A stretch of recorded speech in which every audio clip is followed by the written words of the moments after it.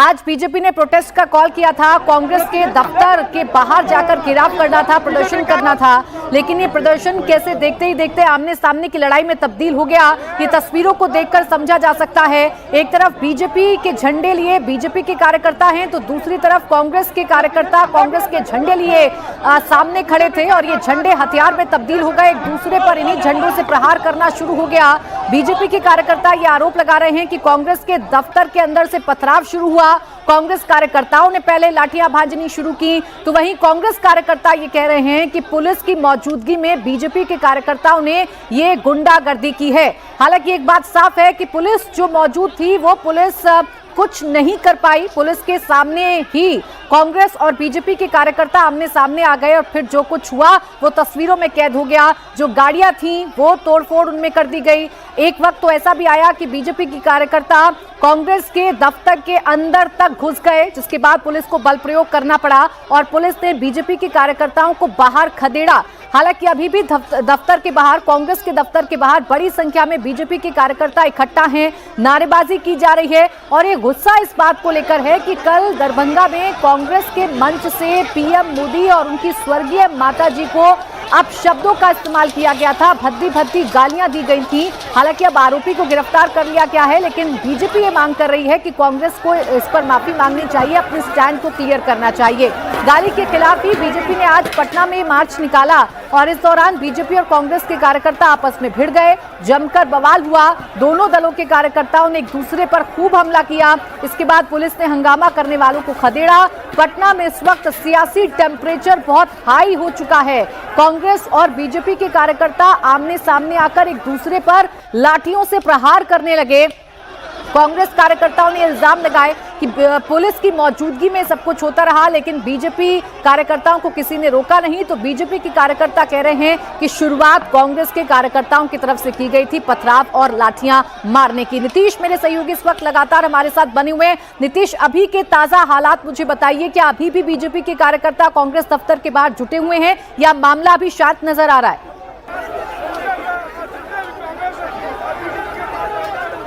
अब मामला शांत हुआ है और चूंकि कुछ देर पहले तक जो हालात थे आपने तस्वीरें देखी होंगी कि बिल्कुल जिस तरह की तस्वीर थी वैसा शायद ही कभी देखने को मिला होगा, लेकिन अभी स्थिति नियंत्रित है और अंदर जो कांग्रेस पार्टी के कार्यकर्ता हैं वो यहाँ पर बने हुए हैं और ठीक बाहर की तस्वीर आप देखिए, पुलिस वाले यहाँ पर काफ़ी संख्या में हैं, हर कोई तैनात मुस्तैद ताकि अब आगे फिर कुछ ना हो। तो अब तो स्थिति संभल गई ना पूरी? स्थिति ठीक है सर, अच्छा है सर। आप लोग को भी अंदेशा था कि ऐसा कुछ हो? वैसा तो हम लोग छोट कर्मी, हम लोग तो हाकिम लोगों को पता होगा। देखा कि हालात ऐसे हो गए कि एक पुलिसकर्मी को पिस्टल निकालना पड़ा।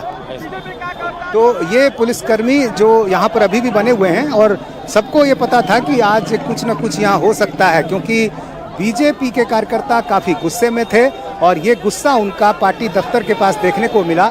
लेकिन कांग्रेस पार्टी के दफ्तर के सामने चूंकि काफ़ी संख्या में जो कार्यकर्ता हैं वो सड़क पर पहले से मौजूद थे और यहाँ पर इंतज़ार कर रहे थे कि जब विरोध मार्च पहुँचेगा तो फिर हम जवाब देंगे, और ऐसे में बिल्कुल आमने सामने की लड़ाई हो गई। और फिर लड़ाई ऐसी हुई कि बीजेपी के जो कार्यकर्ता हैं और कांग्रेस के कार्यकर्ता आमने सामने आए, फिर दोनों तरफ से पथराव हो गया, एक दूसरे पे डंडे चलने लगे।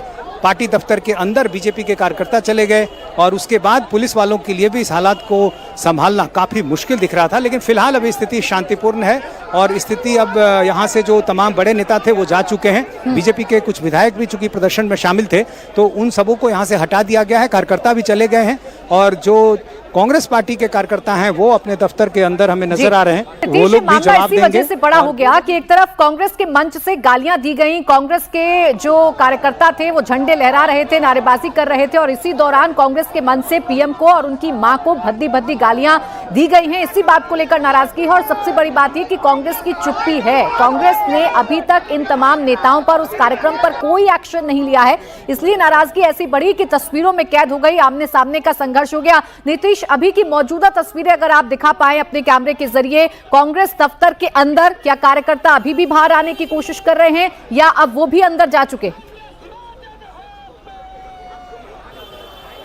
नहीं, चूंकि बीजेपी के कार्यकर्ता अब यहाँ से जा चुके हैं तो जाहिर है अब कांग्रेस के कार्यकर्ता सिर्फ अपनी बात यहाँ रख रहे हैं। और यहाँ अंदर की तस्वीर में आपको दिखा दें, ये कांग्रेस पार्टी का दफ्तर है, सदाकत आश्रम, बहुत पुराना मुख्यालय है और ये दफ्तर के अंदर की तस्वीर देखिए आप, जो आपस में झड़प हुई है उसकी कुछ तस्वीरें यहाँ नज़र आती हैं।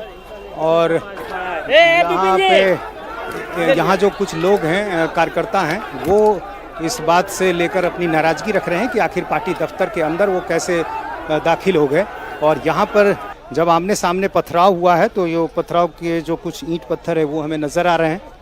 और पार्टी दफ्तर के अंदर भी जो है यहाँ पर कार्यकर्ता हमें बता रहे हैं कि यहाँ तक वो आ गए थे। यहाँ अंदर की तस्वीर में आपको दिखा रहे हैं, ये कार्यकर्ता हमें बता रहे हैं कि ये देखिए ईंट पत्थर यहाँ पर गिरी हुई हैं। हाँ, घोर निंदा करने, इनको माफी मांगना पड़ेगा सरकार की। इंडिया में बैठी सरकार बिहार में माफी मांगना पड़ेगा। ये घुस कैसे गए आश्रम के अंदर? पहले तो वो माफी की मांग कर रहे हैं कि जो राहुल गांधी के कार्यक्रम के दौरान जो हुआ, उनकी सभा जब जहां से गुजर रही थी वहां जो प्रदर्शन हो रहा है। पार्टी के किसी कार्यकर्ता ने नहीं बोला, वो कांग्रेस का कोई मेंबर नहीं था, मगर इसका मैं घोर निंदा करता हूँ। इन्होंने उससे ज्यादा घोर निंदा नहीं करने का काम किया है। तो अभी हालात प्राची संभले हुए हैं, चूंकि अब यहाँ से बीजेपी के कार्यकर्ताओं को यहाँ से हटा दिया गया है, तो ऐसी स्थिति में अब स्थिति संभली हुई है। लेकिन जिस तरह से ये सब कुछ हुआ है, अब कांग्रेस पार्टी के कार्यकर्ता कह रहे हैं कि उनका भी प्रदर्शन होगा, वो भी जो है जवाब देंगे बीजेपी दफ्तर जाकर। तो यदि ऐसी स्थिति होती है तो जाहिर है वो बिल्कुल अजीब स्थिति होगी। यहाँ जो कुछ गाड़ियों के शीशे टूटे हैं वो हम आपको दिखा सकते हैं। ये दफ्तर के अंदर जो गाड़ियाँ रखी हुई थी, ये देखिए पीछे का हिस्सा गाड़ी का पूरी तरह से टूट गया है। ये गाड़ी अंदर थी और अंदर जो गाड़ियां थी उसके शीशे टूटे हैं। यहाँ पर एक जो ट्रक है, एक बड़ा ट्रक है, चूँकि ये बिल्कुल मेन गेट के सामने थी ये ट्रक, और चूँकि दोनों तरफ से यहाँ जिस तरह से पथराव हो रहा था, ऐसे में ये ट्रक का आप शीशा देख सकती हैं, ये पूरी तरह से टूट गया है। ये देखिए आगे का जो शीशा है वो पूरी तरह से टूट गया है और कुछ लोगों को चोटें भी आई हैं। अब आगे इन सब बातों की जाँच होगी कि आखिर ये सब कैसे हुआ, लेकिन तस्वीरें सब कुछ बता रही हैं कि क्या हुआ, कैसे हुआ। और फिलहाल अभी यहाँ बाहर की तस्वीर एक बार हम आपको फिर दिखा दें। जिस मुख्य सड़क पर ये दफ्तर है वहाँ पर जो हालात हैं, पार्टी के तमाम नेता और कार्यकर्ता जमे हुए, पार्टी के प्रवक्ता भी हमें नजर आ रहे हैं। ये जो हुआ वो अजीब था, मतलब हमने कभी सोचा नहीं था कि ऐसा भी होगा कि आमने सामने इस तरह से लड़ाई होगी। सोच लीजिए रोहित जी, तो हमारा दफ्तर के अंदर यहाँ आ गई। जब खबर पता चली तो हमने प्रशासन को खबर किया था। प्रशासन को मुस्तैद होना चाहिए था और कम से कम 100 मीटर उधर ही रखना चाहिए था। यहाँ पे प्रशासन की भी फेलियर है, कहीं ना कहीं ये मनसा मिली भगत है कि पार्टी के कार्यकर्ता भी सड़क पर इंतजार कर रहे थे पोस्टर बैनर के साथ। देखिए, अच्छा एक बात बताइए, जब एक मिनट आप देख लीजिए, अगर हमको खबर मिलेगी कि हमारे यहाँ कोई अटैक करने आएगा तो क्या हम सब अपने सम्मान के लिए सब चर्चा नहीं करेंगे? कानून हमें अधिकार है। सड़क पे आने की क्या जरूरत है? कहा था हम यहीं थे भाई, हम तो अपने एरिया में थे, लेकिन पत्थर मारा उन लोगों ने। आपके कैमरा में कैद है रोहित जी, आप देखिए। और बहुत ये तो बीजेपी कह रही है कि शुरुआत उधर से हुई। कैसे? अच्छा एक बात बताइए, कौन आया, कौन ललकारा, कौन पत्थर, आपके कैमरा में सब कैद है, आप देख लीजिए। मुझे कुछ नहीं बोलने की जरूरत नहीं। कांग्रेस पार्टी, मैं फिर कहता हूं, ये इस तरह के हादसे प्रशासन की चूक है। प्रशासन को जब ये पता था, जब हमने इन्फॉर्म कर दिया, तो ये फेलियर है। जिस तरह से नीतीश कुमार अचेत अवस्था में है, भारतीय जनता पार्टी सरकार चला रही है, इसी तरह से आपकी पार्टी को भी अंदेशा था, तभी तो एक संदेश जारी किया गया था व्हाट्सएप पर, जिसमें यह कहा गया था कि 10 बजे पार्टी कार्यालय सभी लोग जुटें। तो मुकाबले के लिए तैयारी आपकी भी नहीं, आत्मरक्षा के लिए किस तरह से घुस के वो चले गए। अगर हम लोग नहीं रहते तो ईट के पहले भी आपने देखा होगा कि मुंबई के ऑफिस में घुस के तोड़फोड़ कर चुके। इनका इतिहास रहा है, इनका इतिहास रहा है कि दूसरे के सदाकत किसी के ऑफिस में जाके तोड़फोड़ करना। ऐसा एक्चुअली ये अंग्रेज के अनुयायी है ना, इनके अंदर वो डीएनए है तोड़फोड़ गुंडई का। बात को समझिए, भारतीय जनता पार्टी ना किसी तरह का चीजों को रखा नहीं है। तो अब देखिए पुलिस जो यहाँ पर तैनात है, अभी बड़े अधिकारी भी यहाँ पर आ गए हैं। ये पुलिस, ऐसे हालात कैसे हो गए? बीजेपी के कार्यकर्ता जो है कांग्रेस के ऑफिस में घुस के उनको मारा है, ऐसा आरोप लगा रहे हैं। अभी देख लेता हूँ जी, अभी मैं देख लेता क्या हूँ। कोई एफआईआर लॉन्च करेंगे आप लोग? अभी मामला देख लेता हूँ, देखने के बता देता हूँ। आप लोगों को तो पहले से पता होगा, पहले से पता था। आप इतना देर से आए हैं। लोकल एसडीपीओ, लोकल जो पदाधिकारी हैं उनसे बात कर लीजिएगा।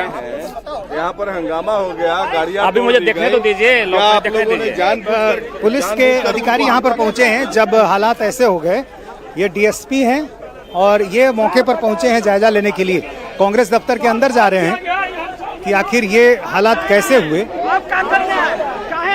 यहाँ देखिए, अब कांग्रेस के कार्यकर्ता विरोध कर रहे हैं पुलिस वाले का, पुलिस अधिकारी का विरोध कर रहे हैं।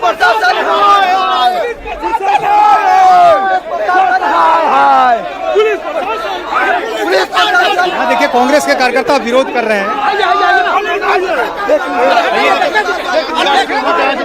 मौके पर जायजा लेने के लिए, तो कांग्रेस पार्टी के कार्यकर्ता देख सकते हैं, विरोध कर रहे हैं। आप देख सकते हैं, मार गिरवाने के बाद आए हैं, आप देख सकते हैं, सूचना दिया गया था, आप देख सकते हैं, कैसे अंदर घुसा कोई किसी के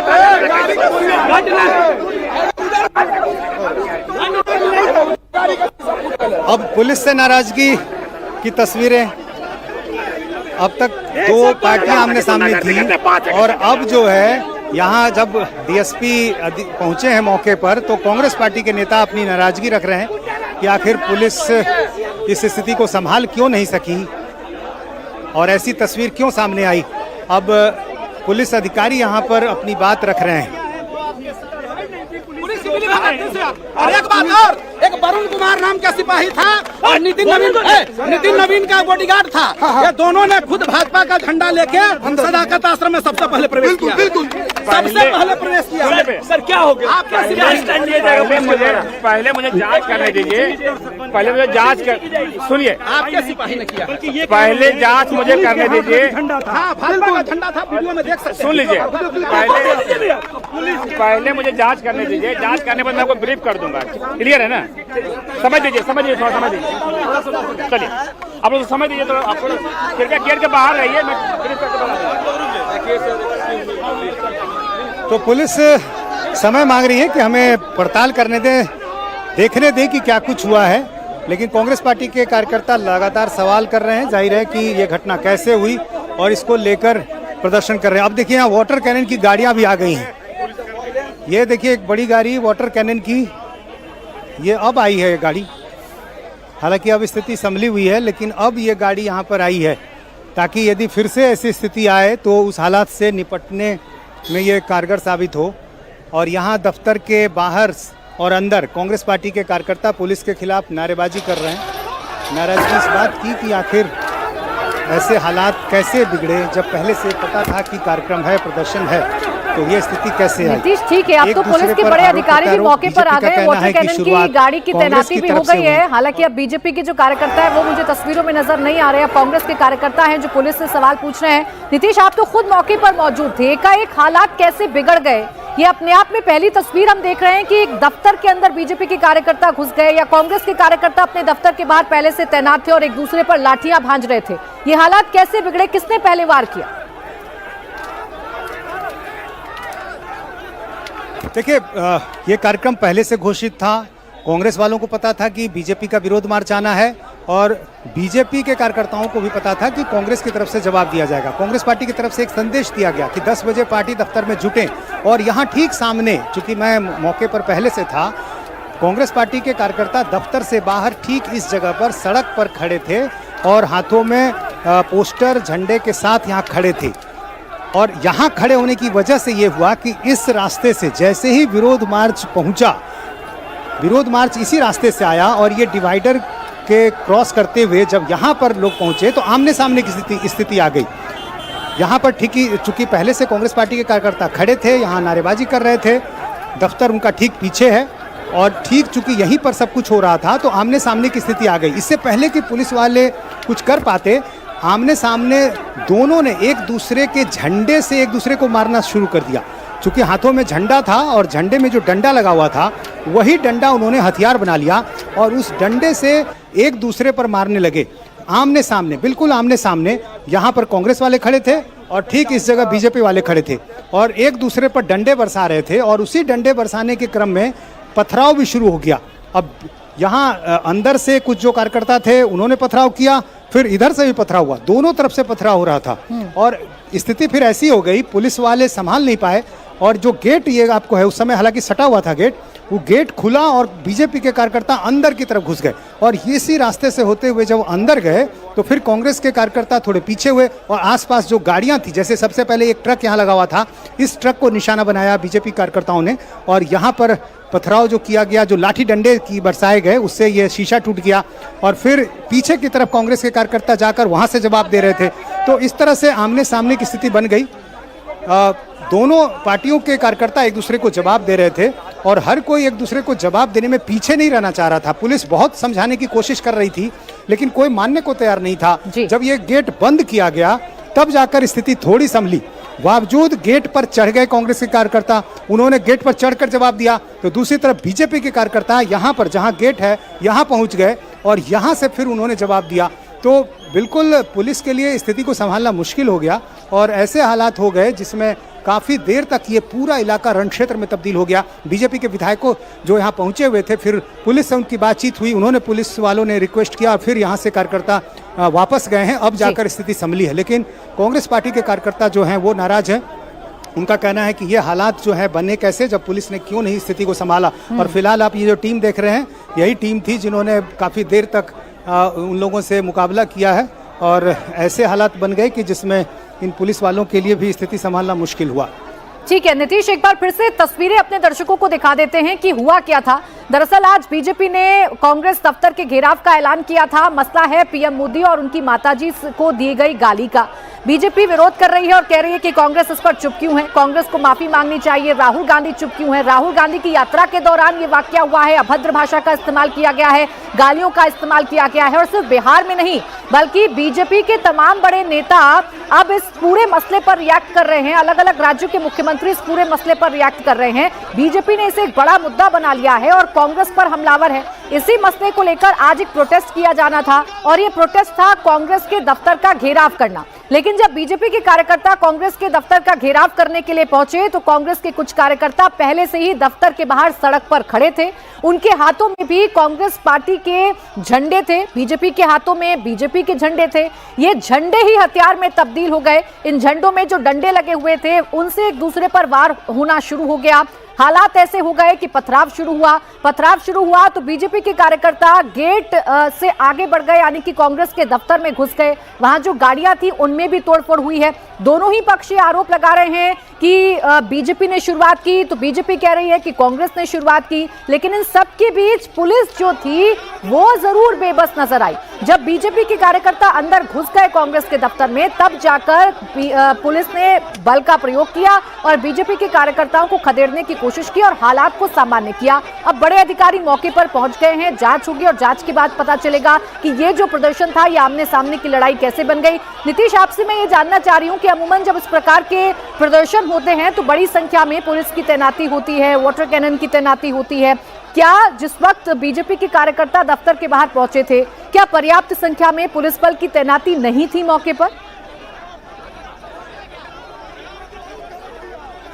देखिए, पुलिस वालों की तैनाती तो थी, लेकिन कह सकते हैं कि बहुत अधिक संख्या उनकी नहीं थी। चूंकि देखिए, इससे पहले भी जब इस तरह के प्रदर्शन होते हैं, चूंकि लगातार कई सालों से ये सब तस्वीरें देखी हम लोगों ने, तो ये प्रदर्शन एक तरह का सांकेतिक होता है। आमने सामने थोड़ी दूरी रहती है और दोनों एक दूसरे के खिलाफ नारेबाजी करते हैं, थोड़ी धक्का मुक्की होती है और ये सब कुछ होता है, तस्वीरें आती हैं और उसके बाद मामला शांत हो जाता है। लेकिन ये पहली बार हुआ जब दफ्तर के ठीक सामने, और चूंकि पहले से कांग्रेस पार्टी के कार्यकर्ता भी दफ्तर के सामने थे, उनको पता था कि विरोध मार्च आ रहा है। अमूमन इससे पहले विरोध मार्च आता है, जानकारी नहीं होती है, थोड़ा बहुत हंगामा होता है, लौट जाते हैं। यहाँ पहले से सबको पता था कि आज प्रदर्शन होना है।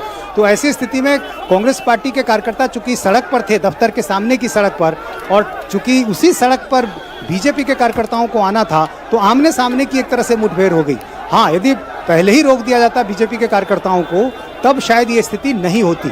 लेकिन वो विरोध मार्च आगे बढ़ता गया और जब तक पुलिस यहाँ पर संभलती, उनको रोकने के लिए आगे बढ़ती, तब तक वो जुलूस जो है, विरोध मार्च जो है, वो दफ्तर तक पहुँच गया। और पहुँचते ही ठीक जैसे ही विरोध मार्च पहुंचा, आमने सामने एक दूसरे के खिलाफ थोड़ी नारेबाजी हुई और उसके बाद फिर डंडे चलने लगे। तो पुलिस बल का प्रयोग जरूर किया गया, लेकिन शायद ये अंदेशा नहीं रहा होगा कि इतने बड़े पैमाने पर यहाँ हंगामा हो सकता है, मारपीट की नौबत आ सकती है। और लेकिन ये सही है कि यदि पुलिस की संख्या और ज़्यादा होती और रणनीति इसको ध्यान में रखकर बनाई जाती, जैसे कि बीजेपी कार्यकर्ताओं को पहले रोक दिया जाए, बैरिकेडिंग लगा दी जाती, तब शायद आमने सामने की लड़ाई नहीं होती। लेकिन चूंकि आमने सामने की लड़ाई हो गई और कार्यकर्ता जो बीजेपी के थे वो अंदर भी चले गए, दफ्तर के अंदर चले गए। ऐसा भी कम होता है, पार्टी दफ्तर के अंदर चले गए और ऐसी स्थिति में हालात जो है और बिगड़ गए। अब पुलिस वाले अंदर दाखिल हुए, कांग्रेस पार्टी के दफ्तर के अंदर गए और वहाँ भी बीजेपी के कार्यकर्ता चूंकि अधिक संख्या में थे, उनको खींचकर अंदर बाहर लाना चाह रहे थे। जब इसमें सफल नहीं हुए तो हमने देखा एक पुलिस वाले ने पिस्टल भी निकाला। चूंकि स्थिति ऐसी हो गई, लगा कि कुछ भी हो सकता है, बिल्कुल अंदर चूंकि चले गए थे बीजेपी के कार्यकर्ता। एक अधिकारी ने पिस्टल अपना निकाला और उसके बाद इस गेट को बंद करने की कोशिश की गई। चूंकि ये गेट खुला रह गया और इस वजह से अंदर चले गए। जब गेट बंद हुआ और उससे पहले कुछ कार्यकर्ता जो बीजेपी के अंदर रह गए थे वो किसी तरह से बाहर आए, कुछ के झंडे पोस्टर जो थे वो अंदर ही रह गए, तो स्थिति अफरा तफरी जैसी हो गई।